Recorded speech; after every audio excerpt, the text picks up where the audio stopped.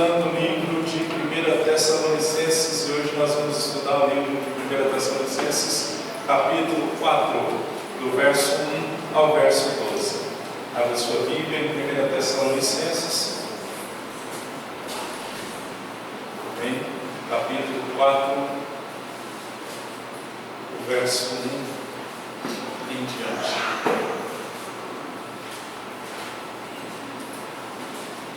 O tema da mensagem é como agradar ao Pai. Amém? Quem é que é filho de Deus? Amém. Amém? Quem é filho de Deus? Amém. Amém. 1 Tessalonicenses, capítulo 4, verso 1 em diante. Acharam? Amém. Então vamos lá. 1 Tessalonicenses 4, verso 1 ao 12. Quanto mais, irmãos, já os instruímos acerca de como viver a fim de agradar a Deus. E de fato assim vocês estão procedendo. Agora lhes pedimos e exortamos o Senhor Jesus que cresçam nisso cada vez mais, pois vocês conhecem os mandamentos que lhes demos pela autoridade do Senhor Jesus.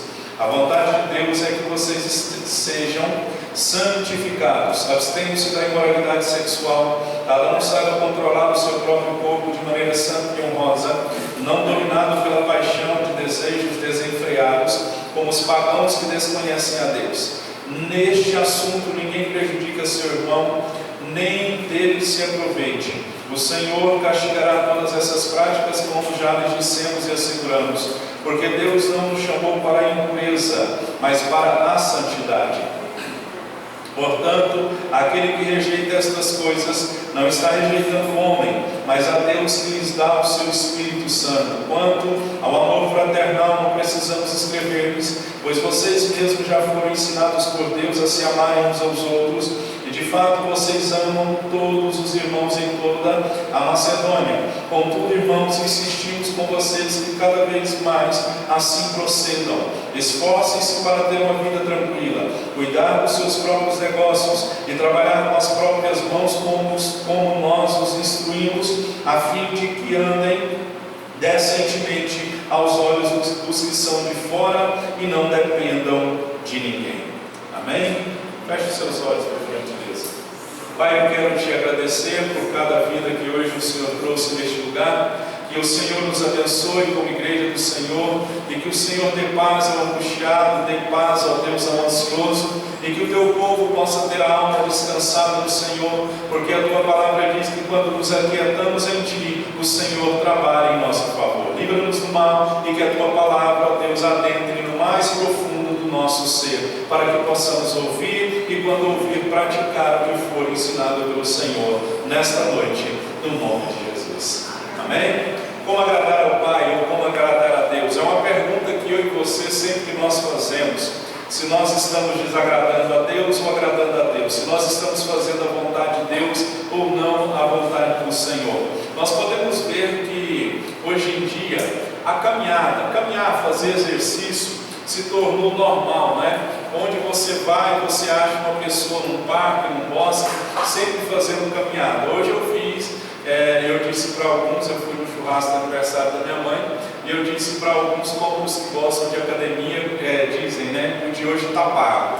Eu levantei às 7h30 da manhã e fiz a minha caminhada, dei 3 voltas ao redor de uma praça que tem lá perto de casa, não é de frente de casa, que é muito pequena, uma outra, mas enfim, a vida nossa, a vida cristã, ela é comparada e pode ser comparada com uma caminhada, porque o apóstolo Paulo ele usa diversas vezes a caminhada como exemplo.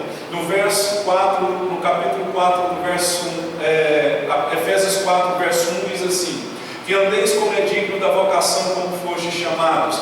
No verso 17 do mesmo capítulo ele diz que não andeis mais como andam também os outros gentios na vaidade da sua mente. Em Efésios 5, verso 2 ele diz: andai em amor. Em Efésios 5, verso 8 ele diz: andai como filhos da luz. Por que Paulo ele compara a nossa vida cristã com uma caminhada? Porque a nossa vida cristã começa com um passo de fé. E esse passo de fé, ele vai conduzir a uma caminhada de fé. É por isso que Paulo diz que nós andamos por fé e não por vista. Então a nossa vida, ela começou com um passo de fé. E esse passo de fé, ele nos nos leva a ter uma caminhada com o Senhor. Então é por isso que o conceito de caminhada que Paulo usa indica progresso. É por isso que Paulo ele fala em Hebreus 5 que nós temos que progredir na nossa vida cristã.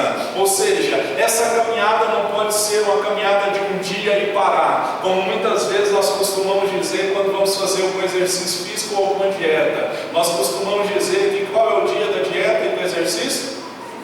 Segunda-feira. E o celular do pastor tocou, deixa eu pôr aqui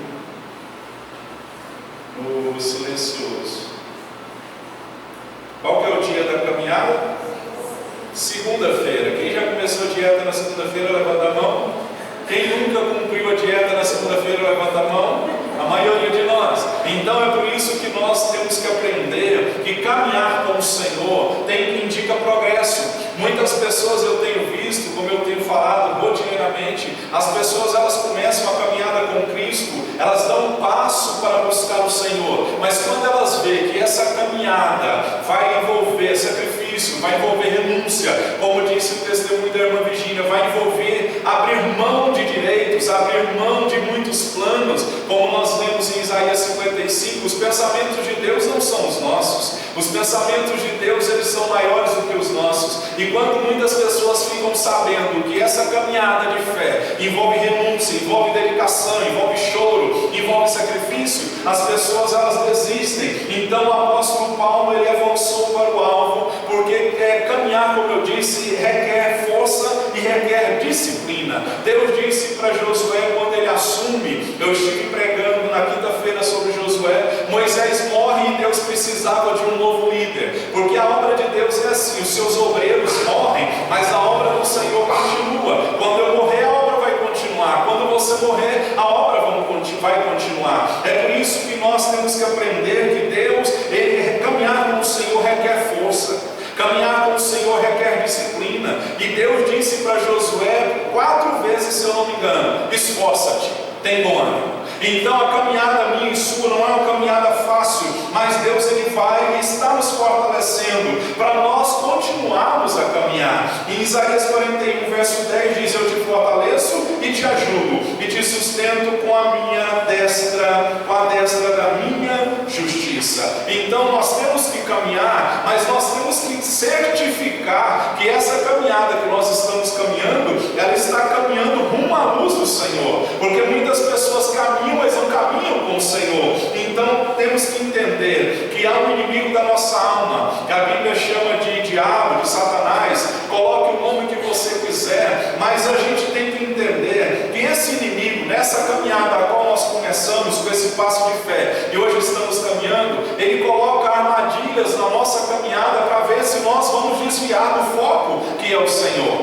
Em Isaías 30, 21 diz assim: você vai ouvir uma voz por trás de ti, e essa voz vai te dizer assim: este é o caminho, ande nele, não te desvie nem para a direita e nem para a esquerda. Então o inimigo da nossa alma, segundo João 10:10, ele quer roubar, matar e destruir a nossa vida, e ele vai colocar ciladas, armadilhas no nosso caminho, para ver se nós vamos desviar desse caminho. E quem se desvia do caminho do Senhor, para ele voltar é muito mais difícil do que uma pessoa que ainda não se converteu. Então é por isso que nós temos que ser, como Mateus diz, simples como a pomba e prudente como a serpente. Para seguir o Senhor e para caminhar com o Senhor, nós temos que ser simples como a pomba, mas nós temos que ter prudência como a serpente é. Você percebe que a serpente ela não fica andando de um lado para o outro, ela fica parada, ela fica esperando a hora certa. Então nós temos que ter prudência e entender também que nós estamos caminhando, e no final dessa caminhada nós vamos entrar na presença de Deus.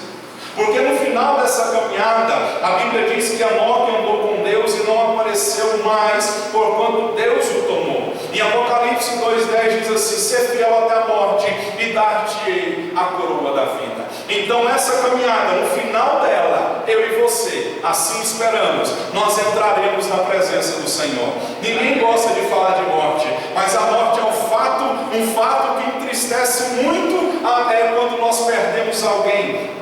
Mas a gente tem que entender e olhar a morte na perspectiva divina. Aqueles que morrem com o Senhor, eles morrem e eles passam a ter gozo eterno. Nós temos que ter, eu gosto sempre de citar essas frases. Eu não me lembro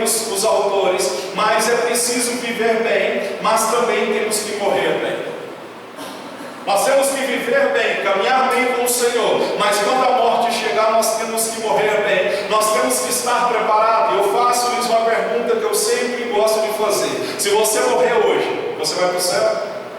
Se a morte te encontrar hoje, porque o apóstolo Paulo diz que ele é o último inimigo do homem, que nós temos que enfrentá-lo.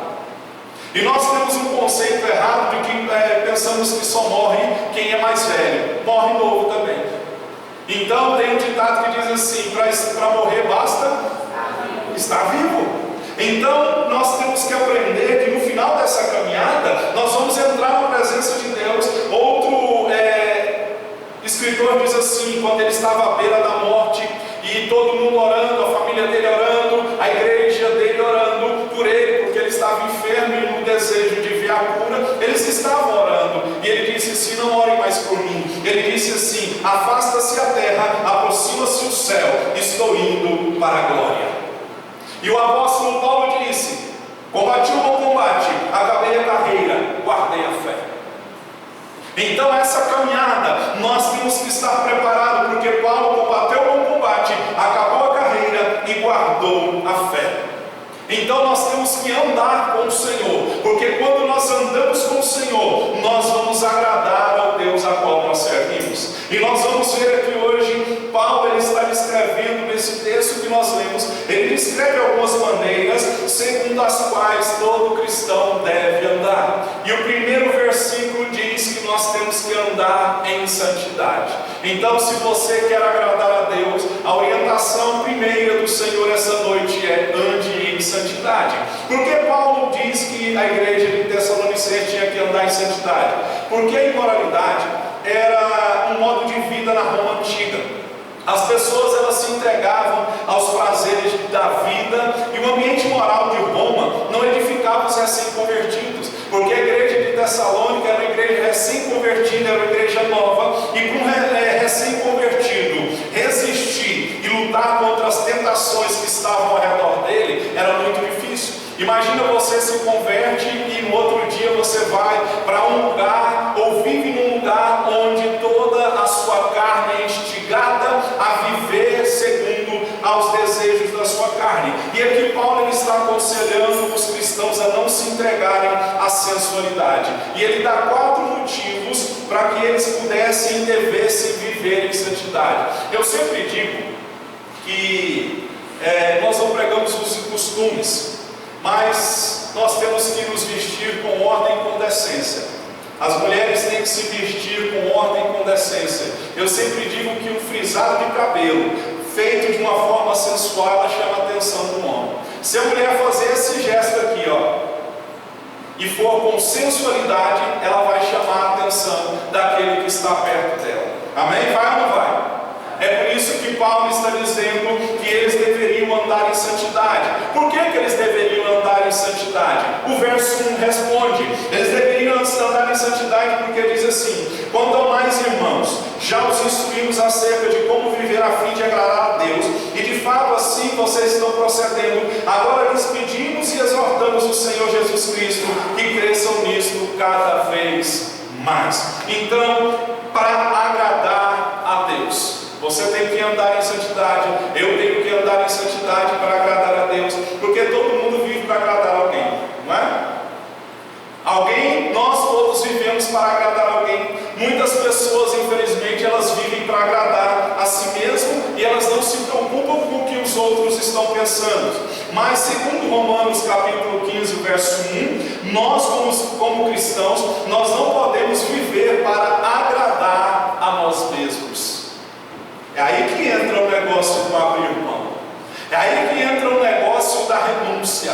Porque muitas pessoas, elas são egocentristas. Elas procuram viver em favor de si mesmo e elas procuram só o seu benefício próprio. E se você olhar para as Escrituras Sagradas, Jesus ele sempre se preocupou com os outros e se esqueceu de si mesmo. O verso diz assim: olha, nós que somos fortes devemos suportar as fraquezas dos fracos e não agradar a nós mesmos. Então, se nós estamos agradando a nós mesmos, nós não estamos agradando a Deus. E por outro lado, é preciso ter cuidado também no que se refere a agradar aos outros, porque muitos agradam a outras pessoas, mas desagradam a Deus.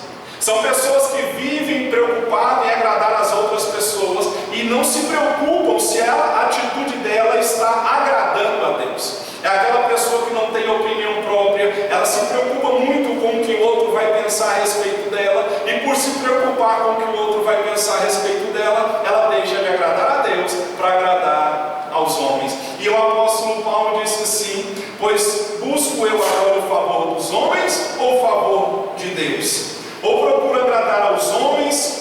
Se estivesse assim agradando aos homens, não seria servo de Cristo. E ele também diz assim: falamos não para agradar aos homens, mas a Deus que prova o nosso coração. A maior motivação nisso tem que ser agradar a Deus. E muitas das vezes, agradar a Deus, você vai desagradar alguém. Comece a tentar, comece a fazer o que Deus te mandou fazer, para você ver se você não vai desagradar alguém. E muitas pessoas, elas têm medo do que os outros vão pensar. Paulo não se preocupava com isso. Paulo, ele não pregava para buscar a favor dos homens. Ele não buscava, porque ele não procurava agradar aos homens. E ele disse: se eu estivesse ainda agradando aos homens, eu não seria servo de Cristo. Ele pregava não para agradar a multidão, ele pregava o que estava escrito na palavra. E hoje tem muitos pastores que eles têm medo de pregar o que está escrito na palavra, porque se eles pregarem o que está escrito na palavra, eles vão perder, eles pensam que vão perder mais pessoas da sua igreja. E eu não me preocupo com o que as pessoas vão pensar. Sabe por quê? Parece ser grosso da minha parte, mas eu tenho que pregar a verdade. Doa quem doer. Eu tenho que pregar a verdade de acordo com o que ela está escrito. E eu e você não podemos tentar passar um batonzinho, vamos dizer assim, na palavra. Muitos só pregam amor, mas esquece que o Deus de amor também é um Deus de justiça. Não é verdade? Muitas pessoas amam, Jesus nos ama. Realmente Ele ama, mas Ele condena. Ele é amor, mas também Ele é fogo que consome. Então, Enoque que agradou a Deus. Jesus disse: eu sempre faço o que lhe agrada. E isso aqui é importante. Agradar a Deus significa muito mais do que fazer a vontade de Deus. Sabe por quê? Porque é possível obedecer a Deus e ainda assim não agradar a Deus. Como que é isso, pastor? É só você olhar para a vida de Jonas. Deus disse para Jonas: vai para Nínive. E ele pega um navio que foi para Tarsis. No meio da caminhada, diz a palavra do Senhor nosso Deus, que o navio, o vento ficou forte, o mar ficou bravio, e o mar quase engole, o navio quase afunda por causa de Jonas. E a história conta que os marinheiros jogaram sorte, a sorte recaiu sobre Jonas. Ele estava dormindo no porão do navio, chamaram Jonas e perguntaram quem ele era, e ele disse que ele era um servo do Deus de Israel. E ele disse assim: é só vocês me jogarem no mar que o vento vai se acalmar. E assim foi feito. Joga-se Jonas dentro do mar, e ele vai, fica dentro do peixe 3 dias, e o peixe leva ele aonde ele não queria ir. E a gente vê que a história conta que ele obedece a Deus. Ele chega e prega para a cidade, mas ele não faz de todo o coração, ele faz por obrigação. Tem muita gente que está fazendo alguma coisa para Deus com medo de ir para o inferno. Tem muita gente que está fazendo alguma coisa para Deus porque ele pensa assim: se eu não fizer, Deus não vai me abençoar. E faz por obrigação, faz quando alguém empurra e pega no pé dela. Então é possível obedecer a Deus e ainda assim não agradar a Deus. Então agradar a Deus significa muito mais do que fazer a vontade de Deus. Porque tem gente que faz, mas não faz de todo o coração. Era melhor não ter feito. Então a gente pode ver que Deus abençoa a palavra de Jonas. A palavra que Jonas pregou trouxe resultado. A Bíblia conta que no capítulo 2, se eu não me engano, que até os animais jejuaram. O rei proclama um jejum, os animais jejuam, todo mundo jejua, e uma nação inteira, com uma pregação de um homem, se prostra aos pés do Senhor. Então Deus abençoa a palavra, mas não abençoa o seu servo. É o que eu sempre tenho falado aqui: Deus usa quem Ele quer, quando Ele quer e quando Ele quiser. Ele usa tudo que Ele quiser, mas nem tudo que Ele usa e nem todos que Ele usa são aprovados por Ele. Olhe para a Babilônia, olhe para o Egito, olhe para Faraó. Foram instrumentos de Deus para trazer juízo, instrumentos de Deus para que a palavra do Senhor se cumprisse, mas Deus não aprovou tais pessoas e tais nações. Então nem todos os que falam de Jesus são aprovados por Jesus. Nem todos os que pregam Jesus são aprovados por Jesus. Então, para andar em santidade, a primeira coisa é para agradar a Deus. Eu já podia parar aqui, nós podíamos ir embora, porque nós temos que agradar a Deus. Andar em santidade, sabe o que é? É viver no mundo, mas não viver segundo os padrões do mundo. Eu vivo no mundo, mas eu não sou do mundo. É isso que nós temos que entender. Eu vivo no mundo, mas eu não sigo o que o mundo diz para me seguir. Eu sigo o que a palavra de Deus me manda fazer. E isso vai irritar muita gente. Isso vai, pessoas vão zombar da sua fé, vão questionar a sua fé, porque você decidiu servir ao Senhor. Jesus disse: se quiser vir após mim, tome a sua cruz, negue a si mesmo e me siga. Ande em santidade. Amém? Olha, cuidado com o que você vê, cuidado com o que você ouve, cuidado com o que você vai, cuidado com quem você anda, cuidado com o que você vê na internet, porque nós sabemos que o nosso Deus, Ele é onipotente, onisciente e onipresente. Deus está vendo tudo. Por isso nós temos que andar em santidade para agradar a Deus. Segunda coisa que Paulo nos diz, que nós devemos andar em santidade para obedecer a Deus. O verso 3 diz: a vontade de Deus é que vocês sejam santificados, abstenham-se da imoralidade sexual. Isso aqui vai pegar muita gente. Cada um saiba controlar o seu próprio corpo de maneira santa e honrosa, não dominado pela paixão de desejos desenfreados, como os pagãos que desconhecem a Deus. Paulo, ele está dando instruções à igreja de Tessalônica sobre a imoralidade sexual. O que é imoralidade sexual? É toda prática sexual fora do padrão estabelecido por Deus. Em outras palavras, imoralidade é fornicação. Imoralidade sexual é pecado. Algumas formas de imoralidade sexual são adultério, cobiçar alguém, isso inclui pornografia. A Bíblia diz em Mateus assim: se uma mulher passar e o homem olhar para ela e desejá-la no seu coração, ele já pecou contra o Senhor. Sabe qual é a situação? Isso se aplica tanto a homem quanto a mulher. É aquela situação que vem um saradão, uma saradona, um bonitão ou bonitona, e a gente dá uma olhadinha, a gente não consegue desviar o olhar, aí o olhinho corre frouxo. Você não quer olhar, mas o seu coração está mandando você olhar. Aí você olha e começa a desejar, e começa a fazer um castelo no seu coração, e começa a alimentar aquilo no seu coração, e aquilo vai se tornando no seu coração, até se tornar uma prática que vai ser acontecida. Prostituição, sexo antes ou fora do casamento é imoralidade sexual, homossexualismo, bestialidade. Então, meu querido, todas essas coisas Paulo estava advertindo. Imoralidade sexual, sexo antes ou fora do casamento. Está vendo isso aqui? Segundo os padrões bíblicos da palavra do Senhor, pode parecer careta o que eu vou dizer, mas é o que a Bíblia diz. Siga se você quiser. Mas sexo, ele foi feito por Deus para ser feito dentro do casamento. Se você não é casado, se você não é casada e tem uma atitude sexual com alguém, a Bíblia diz que isso é pecado. E hoje é dia de ceia. Hoje é dia de ceia. Então Paulo lembra os recém-convertidos de que a imoralidade sexual não agrada a Deus. É interessante a expressão corporal, ela aponta. Quem está no erro desvia o olhar, quem está no erro fica assim. É para o seu bem. Foi Deus que criou o sexo, e Ele tem autoridade para determinar o seu uso. O sexo foi criado por Deus para ser praticado entre um homem e uma mulher, dentro do casamento.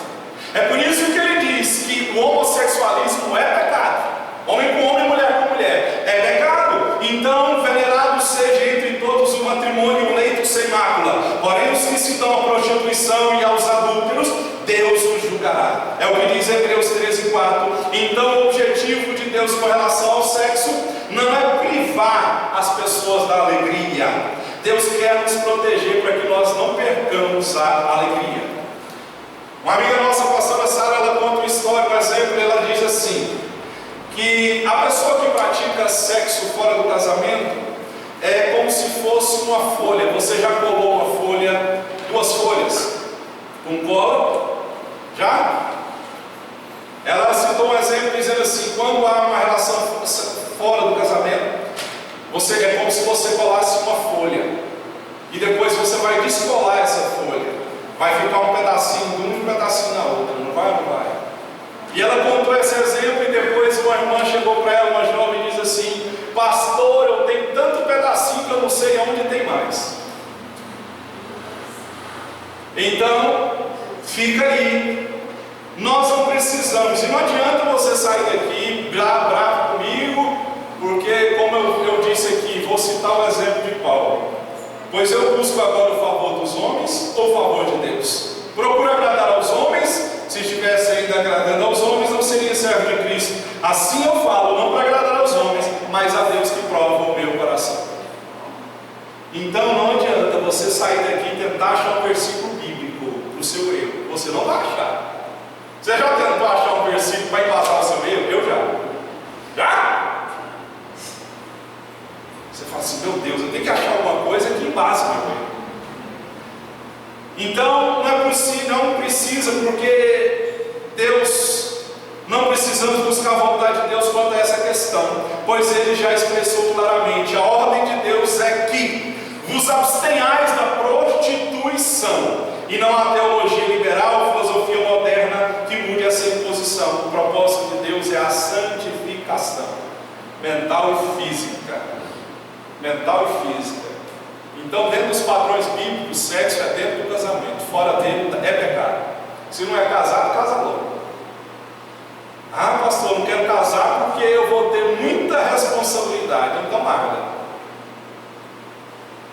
Santifica a sua vida como se fosse uma freira ou um padre. Faz um voto de castidade, porque se fizer fora do casamento, a Bíblia diz que é pecado. E a minha Bíblia diz em Isaías 59 que o meu pecado faz separação entre Deus e os homens. Amém? Fica aí a dica, para obedecer a Deus nós temos que andar em santidade. Tem gente que não vai voltar aqui mais.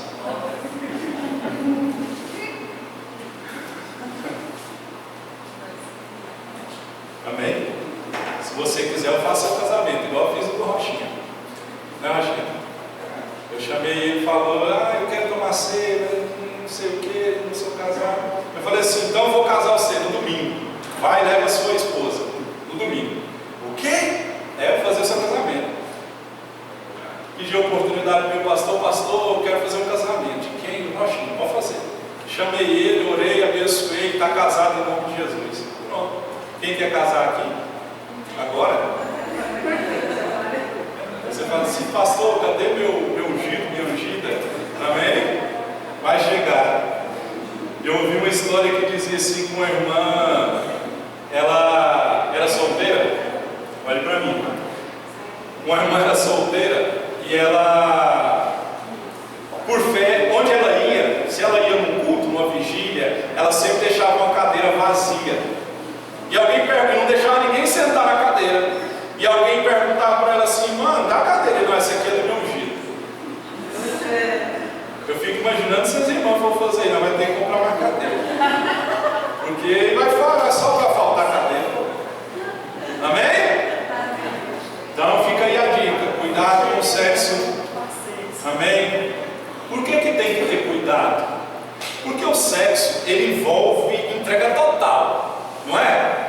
Não é só a entrega do corpo, é entrega da alma, é entrega de tudo. Você entrega confiando naquela pessoa. E como a gente sabe que hoje o mundo está cheio de vagabundo, homem vagabundo, dá ou não dá?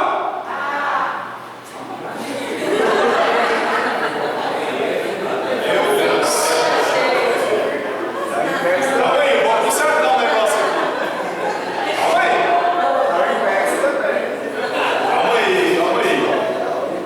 Olha para mim. Olha para mim. Não podemos generalizar o negócio. Calma aí. Deixa eu consertar o que eu falei. presta. É aqueles que prometem mundos e fundos, e a mulher se entrega de corpo e alma. E quando ele conquistou o que ele desejava, que era o corpo da mulher, tchau e bênção. Vai embora. É por isso que Paulo está dizendo: ei, cuidado. E eu aprendi um negócio, e eu tenho certeza que você já passou por isso. Eu ouvi uma frase que dizia assim: olha para mim. Eu aprendi uma frase que dizia assim: olha, não acenda o que você não marcou de apagar. Amém? Depois que o fogo do corpo acendeu, só apaga, a gente sabe como. Então, se você sabe que não vai dar conta de se controlar sexualmente, isso eu estou dizendo ao solteiro. Depois eu vou dar um tapa nos casados aqui, peraí. Amém? Agora, tem pessoa casada aqui, homem e mulher, não esboce nenhum tipo de reação, senão você vai trazer complicação dentro da sua casa. Como é que anda a sua vida sexual? Com seu esposo, com a sua esposa. A mulher fala assim: se fizer isso para mim, eu faço. Só de 15 em 15 dias. Está errado. Tem alguma coisa errada. Não tem? Eu ia falar uma coisa aqui, mas ia sair fora do decoro. Vamos mudar de assunto. Deu para você entender, né? Homens e mulheres que são casados, a única situação que Deus manda e permite se abster da vida sexual e por um determinado tempo é quando os dois estiverem de jejum, e os dois têm que concordar. Não é você virar para o seu esposo ou para a sua esposa e dizer: eu estou de jejum. O homem que faz jejum de sexo é bem difícil.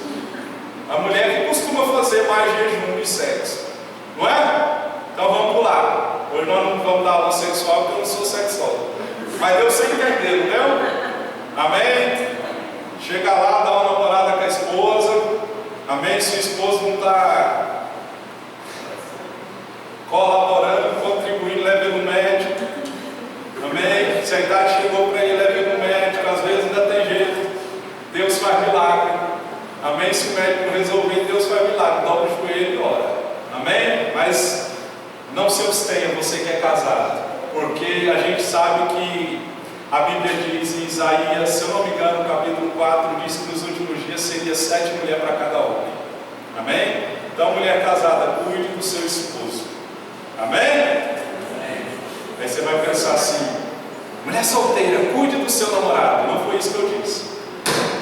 Por que nós temos que andar em santidade? O verso 4 e 5 diz: para glorificar a Deus. Porque aqui se trata do lado positivo da exortação que Paulo está dizendo. Porque nós somos diferentes dos incrédulos. Os incrédulos que não conhecem a Deus, ou seja, os que não são salvos, eles vivem em iniquidade. Então, a prática de não ter a santidade, para quem não conhece a palavra, é normal. Mas para mim e para você que conhecemos a Deus, nós devemos temer a Deus e glorificar a Deus através da nossa atitude de santidade. Amém? Então, quando você se mantém em santidade, você glorifica a Deus através do seu corpo, através da sua santidade. Amém? Porque o nosso corpo é templo do Senhor. Por que temos que andar em santidade? Quarta orientação que Paulo diz: para ser poupado do julgamento. Porque Deus, ele não faz exceção de pessoas. Deus, ele disciplina quando nós que somos filhos pecamos. Nós não somos isentos, irmãos, de colher o que nós semeamos na carne. Em Gálatas 6, verso 7 e 8 diz assim: não se deixe enganar, de Deus não se zomba, pois o que o homem semear, isso também colherá. Quem semeia na carne, quem semeia para a sua carne, da carne colherá destruição, mas quem semeia para o Espírito, do Espírito colherá a vida eterna.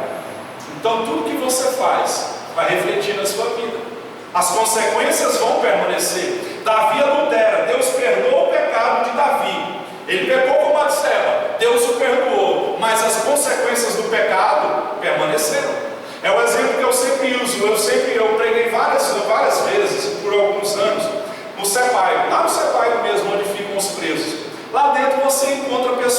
converteram lá dentro, e se converteram de coração mesmo, mas as consequências permaneceram. Eles têm que ficar encarcerados. Então Deus perdoa o pecado, mas a consequência do pecado vai ficar. Hoje muitas vezes nós estamos consequência do que fizemos no ontem. Vamos colher a consequência do que estamos fazendo no hoje, amanhã. Então a gente pode ver que a salvação que o Senhor nosso Deus nos deu envolve a responsabilidade de obedecer a Deus. Preste atenção nisso aqui. A salvação não é uma desculpa para pecar, mas um estímulo para nós vivermos em santidade. Porque muitas pessoas pensam assim: pô, eu sou salvo, Jesus me ama, eu vivo na... olha aqui, a pia. Eu vivo na época da graça, não é?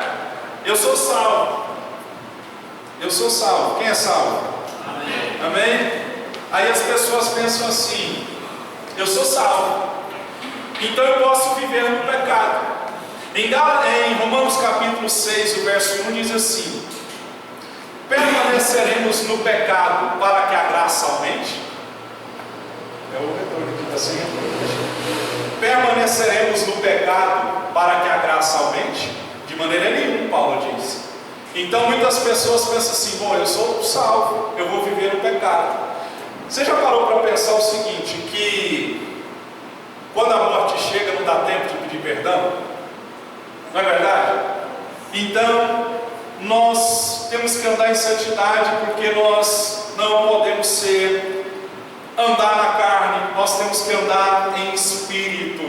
E Paulo está dizendo que nós vamos ser poupados do julgamento. Todos nós vamos passar pelo julgamento do Senhor. E eu sempre costumo dizer, isso é expressão minha: há um anjo anotando tudo. Então Deus está anotando tudo que nós falamos, o que nós fazemos, o que nós deixamos de fazer. Amém? Então, para nós sermos poupados do julgamento, nós temos que andar em santidade. Amém? Então cuidado. Como eu falei na quinta-feira e a Virgínia pegou, nós estamos falando de agradar a Deus e andar em santidade. No decorrer dessa semana vai aparecer muita coisa para nos tirar da santidade de Deus. Vai aparecer muitas situações que vão testar a nossa fé, para ver se nós vamos permanecer santos diante do Senhor. E eu quero te dizer que o diabo sabe a nossa fraqueza. Ele sabe a nossa fraqueza, e ele vai nos testar, e Deus vai nos testar. Então é por isso que nós temos que andar em santidade. E um segredo para você conseguir vencer a você mesmo: tem uma música que cantou no musical onde meu filho foi, que diz assim, que o maior vilão sou eu. O maior vilão da história é ele, sou eu e você. Paulo disse assim: o que eu quero eu não faço, mas o que eu não quero eu acabo fazendo. É a luta interior da nossa alma. Então essa luta vai acontecer no decorrer dessa semana. Vigia, fala ao seu irmão: fica esperto. Amém? Fica esperto, porque quem sabe alguma coisa que quer te tirar da vontade de Deus vai aparecer na sua frente. É aquela situação assim: o telefone toca, e aquele telefonema que você sabe que se você atender ele, você está ferrado, não é? É um telefonema que você atender ele, já atendeu, já caiu na cilada do diabo. Paulo muda a forma de falar. Ele para de falar de santidade e passa a falar para eles, a igreja de Tessalônica, andar em harmonia. Porque quando nós somos semelhantes a Deus, nós amamos uns aos outros. E nós temos que amar como o Senhor nos amou. E há 4 termos na palavra grega para o amor. A primeira palavra grega para amor é eros. Refere-se ao amor físico e dá origem à palavra erótico. Você já viu que tem um motel que chama Eros? É nome de motel, Eros Motel. Está falando do amor erótico, do amor carnal. E também tem o amor storge, que que se refere ao amor da família, dos pais pelos filhos. Tem o amor filial, é um amor de afeição, que é manifesto em uma amizade ou no casamento. E tem o amor ágape, que é o amor que Deus demonstra por mim e por você. É esse amor que nós temos que praticar. E Paulo diz que esse amor, ele tem que crescer. Esse amor de uns pelos outros. Olha para o seu irmão aí, não só olha para ele. Você sabe o nome do seu irmão, do seu lado? Não sabe, né? Olha para trás. Os que estão aqui, olha para trás. Você sabe o nome do irmão que está do seu lado? Não, né? Aí você pode desculpar, pastor, é a primeira vez que eu estou vendo esse irmão. Mas aqueles que congregam aqui e têm costume de ver o irmão, não sabe o nome dele, tem alguma coisa errada. Nós somos uma igreja. Quando eu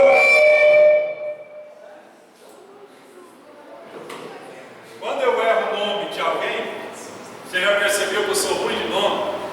Eu sou muito ruim de nome. Às vezes eu troco o nome de uma pessoa e eu vejo essa pessoa todo dia. A Bíblia diz que o pastor tem que conhecer as suas ovelhas. Então, nós temos que aumentar esse amor. Paulo estava dizendo que esse amor, essa intensidade de amor, tinha que crescer. Então, a oração de Paulo, ela foi ouvida. E o amor, ele tem que ser um amor responsável. Porque a ênfase de Paulo, agora no verso 11, não é mais a ênfase de amor entre irmãos. Paulo enfatiza o testemunho para com os de fora. Porque o desafio agora não é apenas andar em amor, os cristãos andarem em amor. Paulo está desafiando os cristãos no verso 11, que diz assim: esforcem-se para ter uma vida tranquila, cuidar dos seus próprios negócios, trabalhar com as próprias mãos, não como os instruímos, a fim de que andem decentemente aos olhos dos que estão de fora e não dependem de ninguém. Então Paulo está dizendo que os cristãos tinham que andar não só em amor, mas andar em honestidade. O que tem de crente vagabundo, caloteiro, que compra e não paga, muito. Tem empresa que não contrata crente. É verdade. É duro de ouvir isso, é vergonhoso eu dizer isso aqui. Crente caloteiro que compra e não paga. Tem crente que é consumista. Ele gasta o que não tem para agradar quem ele não conhece. Então, se você comprou alguma coisa, honrou, falou alguma coisa para alguém, Salmo 112, se eu não me engano, diz assim: aquele que jura, mesmo com dano seu, ele não pode mudar. Tem crente que é vagabundo, crente que é mentiroso. Paulo está dizendo aqui que eles não tinham que só amar, mas andar em honestidade. O cristão não pode ter uma vida desorganizada, enrolada, uma vida confusa. Tem crente que se olha para a vida dele está toda bagunçada. O nome dele está no SPC, está no Serasa. Ai, pastor, ora a Deus, Deus te dá dinheiro, mas quando você tiver dinheiro, cuidado, porque aqui Paulo está dizendo que o amor ele tem que ser responsável, e tem muito crente irresponsável. O crente que é funcionário e só trabalha quando o patrão aparece. É isso que Paulo está dizendo aqui, ó. O cristão tem que viver tranquilamente, cuidar dos seus próprios negócios, precisa trabalhar para não viver à custa dos outros. Tem que trabalhar. Paulo diz assim, olha, se você não quer trabalhar, então você não vai comer. Crente preguiçoso. O provérbio diz assim: um pouco para dormir, um pouco para toscanejar e um pouco para cruzar os braços. Assim sobrevirá a sua pobreza. Sabe por que Paulo estava chamando os crentes de preguiçoso aqui? Porque alguns estavam se desculpando que já que Jesus ia voltar, eles não precisavam trabalhar mais. Eles viraram para Paulo, porque Paulo pregava o próximo estudo. Se você olhar aí no verso 13, vai começar a falar da vinda do Senhor, da volta de Jesus. Aí os crentes da época ouviram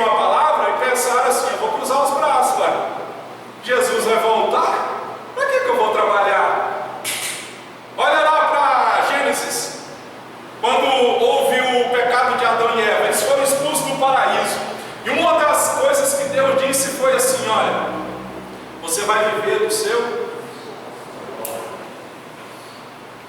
Vou te dar uma receita para você ficar rico. Levanta cedo e vai trabalhar. Levanta cedo e vai trabalhar. E outra coisa, olha para mim: crente que pede dinheiro emprestado e não paga, é pecado. Se você tem dívidas e está deixando ela assim, jogando ela para o quarto do tapete, fazendo de conta, deixa lá, depois de 5 anos, o Serasa é 5 anos, né? Ou mudou? Depois de 5 anos, limpa o meu nome. Perdão pelo que eu vou falar, mas é o caloteiro, é o mentiroso. Perdão pelo que eu estou falando, é o vagabundo. Tem que pagar o que você deve. Você fez um compromisso. Fez ou não fez? Paulo corrige os cristãos dizendo que a volta de Cristo não era vista como uma preguiça, e os que cuidam dos seus próprios negócios não cuidam dos seus próprios negócios, causam problema aos outros. É aquela história: tem gente que não cuida da sua vida, ele cuida só da vida dos outros. Não é? É o tal do crente fofoqueiro. Que tem de crente fofoqueiro, só Jesus na causa. Tem crente que quando ele morrer vai ter que ter 2 caixão, com a língua e com o corpo dele. Fofoca é pecado. Deus só conta segredo para quem guarda segredo. Amém? Tem gente que é a historinha que eu sempre conto. Foi 3 jovens para o monte, e eles chegaram lá e disseram assim: vamos contar o nosso pecado um para o outro. E um conta assim: meu pecado é que eu vou para a igreja para ver as meninas, eu gosto de ver as menininhas. E o outro contou o pecado dele, não me lembro qual. E o terceiro diz assim: o meu pecado é a fofoca, eu vou descer do monte e vou contar o pecado de vocês para a igreja inteirinha. Não é? Nós temos que parar com esse disse-me-disse. Conversinha fiada dentro de igreja, conversinha fiada na família, conversinha fiada no Facebook. Eu fiz uma postagem dizendo assim: olha, o Facebook parece muito das Lamentações. É um crente brigado com outro, ele não tem coragem, de homem, de mulher de Deus, de ir lá e bater de frente e resolver o problema. Ele fica escrevendo no Facebook e mandando em direta. E eu quero te dizer uma coisa: Deus não tem Facebook, pare de orar por ele.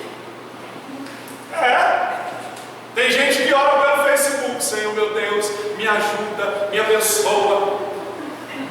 A orientação de Jesus: entra no quarto, fecha a porta, ora em secreto, no secreto Deus vai te responder. Sabe por que as pessoas gostam de expor a vida? Para o amigo ou amiga: o que foi, amiga? Qual que é o seu problema? Não é verdade? Você não precisa de ficar se lamuriando, escrevendo a sua vida no Facebook. Então, o amor fraternal era o desafio de andar não só apenas em amor, mas andar em santidade, andar em honestidade. Olha para mim, seja honesto em tudo que você for fazer. Seja honesto, para que as pessoas lá fora possam ver que você é um cristão. Seja honesto, passa ninguém para trás não. Esses dias para trás eu fui no posto de gasolina ali do Carrefour, abastecer o carro. Eu abasteci esse dia por R$50 de álcool e R$50 de gasolina. Só que a moça era uma mulher, a frentista, ela registrou só um abastecimento e me deu um cartão, só um. E eu peguei e fui passar, a moça registrou, falou R$50. Eu falei: mas está errado. Eu abasteci 2 vezes, desci do carro, chamei a frentista. Falei: você registrou errado. Ela falou: moço, muito obrigado, você é joia, porque senão eu ia ter que pagar R$50. Se fosse um vagabundo, graças a Deus. Oh, tabachúrias! Graças a Deus. Olha, e com testemunho. Eu vi o irmão contando testemunho hoje. Sabe qual foi o testemunho que o irmão contou? Passei uma blitz. Meu IPVA não estava pago e Deus me deu o livramento.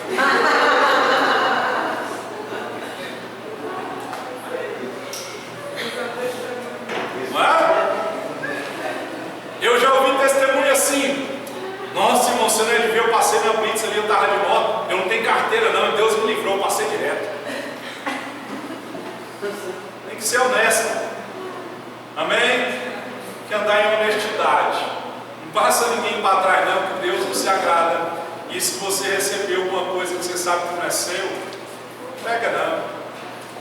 Pega não. É melhor morrer pobre do que pegar o que é dos outros. Ai dos políticos. Ai deles. Porque eles pegam o que não é deles. Eles pegam o que não é deles.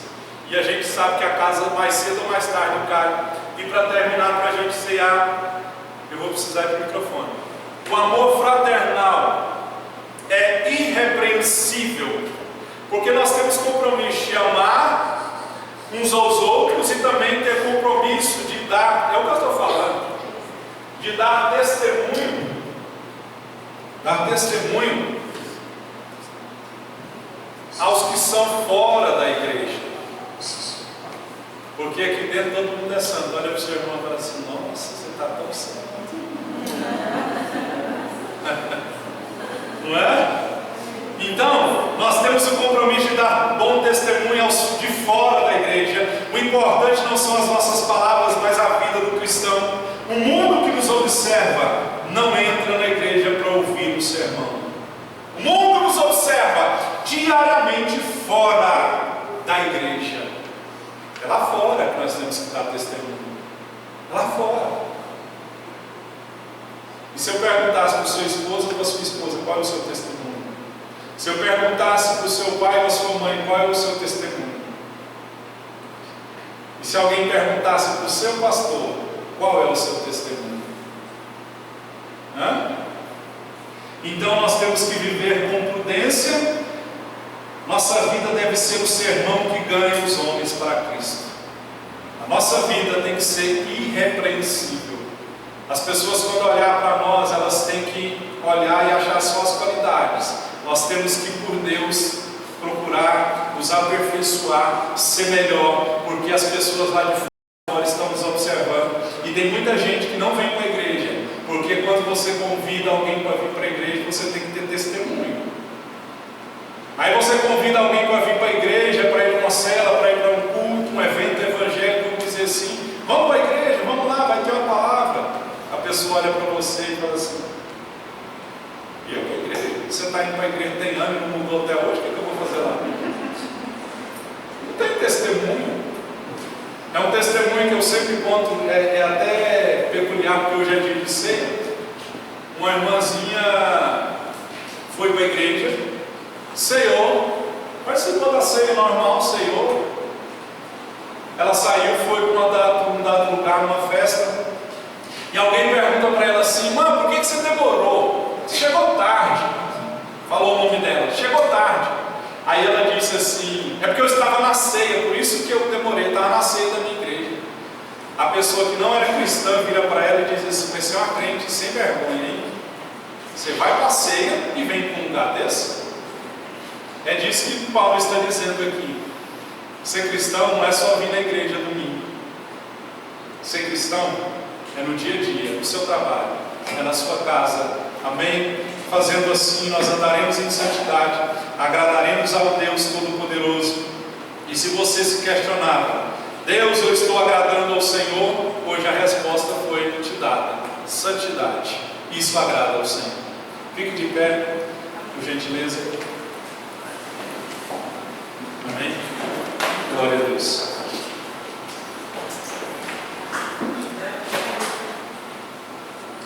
Nós vamos orar. Nós vamos pedir ao Senhor que nos ajude a andar em santidade para agradar a Deus, para obedecê-lo. Amém? Para glorificá-lo e para ser poupado do julgamento. Tudo isso engloba o que nós falamos hoje. Eu amo você.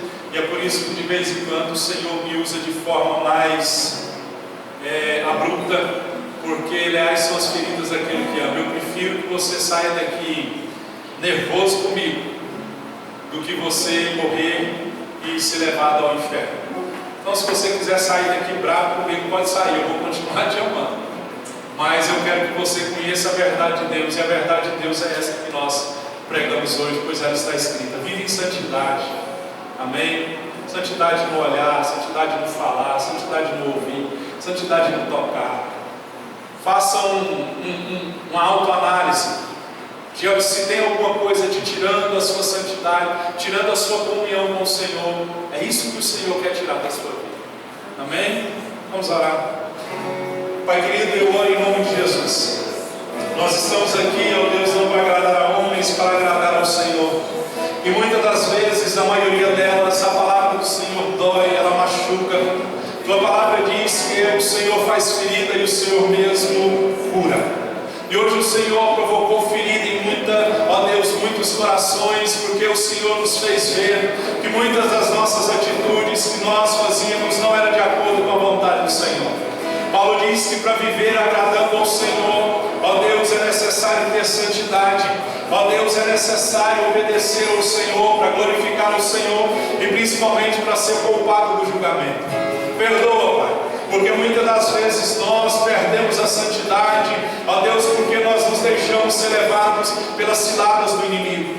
Que o Senhor possa promover em nosso coração santidade e nos ajudar, em nome de Jesus, a agradar ao Senhor e não a homens.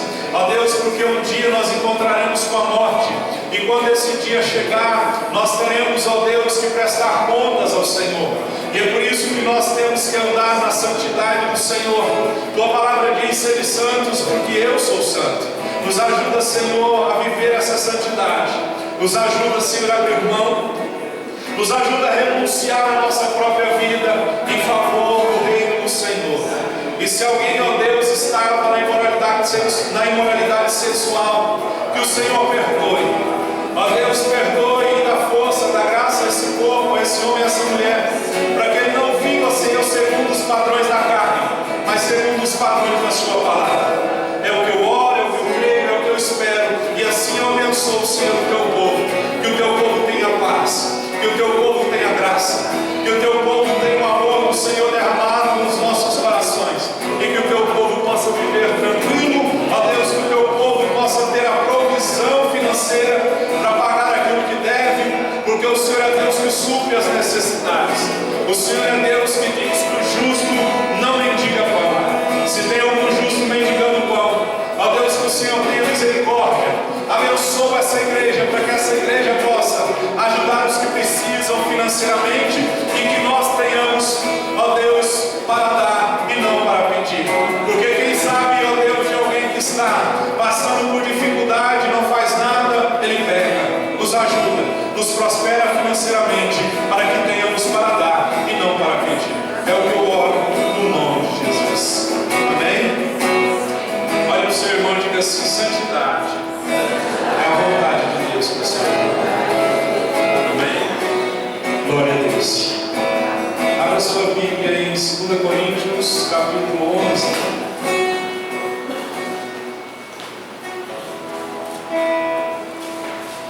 Amém? Nós vamos ceiar 2 Coríntios ou 1 Coríntios? Qual que é a dança? 1 23. Isso. 1 Coríntios 11, 23.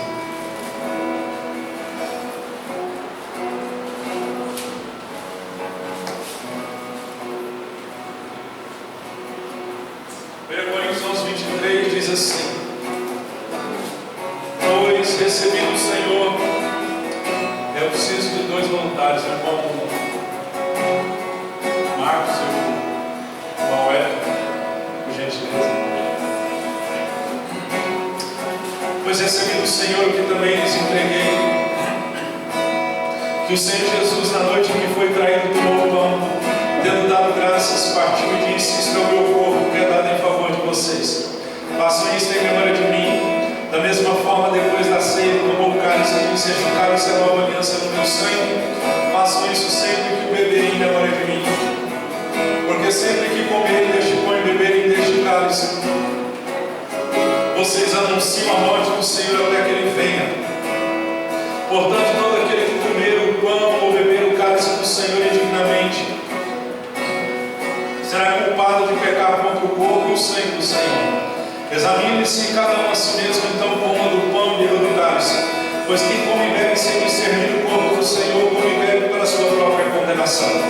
Por isso há entre vocês muitos fracos e doentes, e vários já dormiram. Mas se nós tivéssemos cuidado de examinar a nós mesmos, não receberia o juízo. Quando, porém, somos julgados pelo Senhor, estamos sendo disciplinados para que não sejamos condenados com o mundo. Amém? O que nós vamos fazer agora? Eles vão cantar e nós vamos pedir perdão dos nossos pecados. Eu sei os meus, você sabe os seus. Você vai fechar os seus olhos e antes de tomar a ceia, você vai pedir perdão. Senhor,